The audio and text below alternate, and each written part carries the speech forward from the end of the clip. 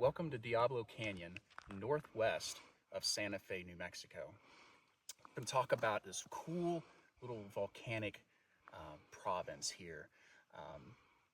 And we'll talk about sort of in the stages in which published papers said that it occurred. We're sitting on top of some basalt, and the Cañada Ancha, which is an arroyo, has carved a very deep canyon through this basaltic core.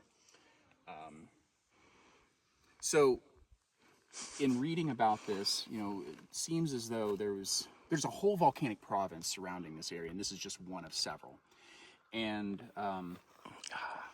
it occurred in basically three phases. The first phase, at least the way it's published, is that you had a phreatomagmatic eruption, which basically means that rising magma interacted with a shallow water table and caused explosive volcanism, creating sort of a rim with a core of a crater. And then that second phase of volcanism was more Strombolian, which was named after the island of Stromboli in Italy. And that's more your classic like cinder cone type volcano. In fact, there is a cinder cone that you can't see not far from here. And that eruptive phase released a lot of scoria, which is a material that is basically the same composition as basalt, but as it erupted, it cooled quick enough and it had a lot of gas in it to where it trapped gas bubbles and gives it this sort of appearance that you see. The reddish color is from the oxidation of iron in that. And then after that Strombolian phase, we had a lava intrusion phase. And that lava intrusion first filled sort of a moat around the rim of this eruptive center. And then in the core, it filled into a lava lake. And we're actually standing right in the middle of what was that lava lake. And the Cañada Ancha, rather than going around it, it sliced right through it.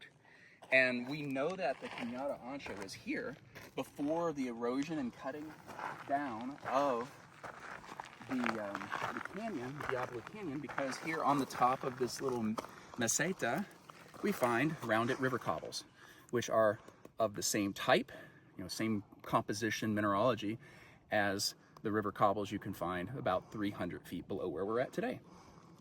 So we are here about 300 feet above the river. That's another 100 to 200 feet higher. This whole block that we're standing on is the nose of a ridge that had slumped off towards the north and west, creating sort of a gravity slide. And that gravity slide created these fissures, like the one that you're looking at, cutting right through. And there are several of them. We see these in these sort of gravity slump systems where you'll have the block that's brittle rock slump and then accordion outward. And that accordion creates these fissure systems. And you can see another one just ahead.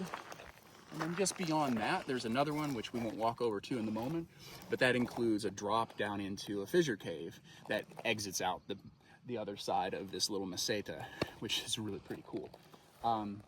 So, nice little pocket of geology and lots to see here in this BLM property. So visit and take a look. Thanks.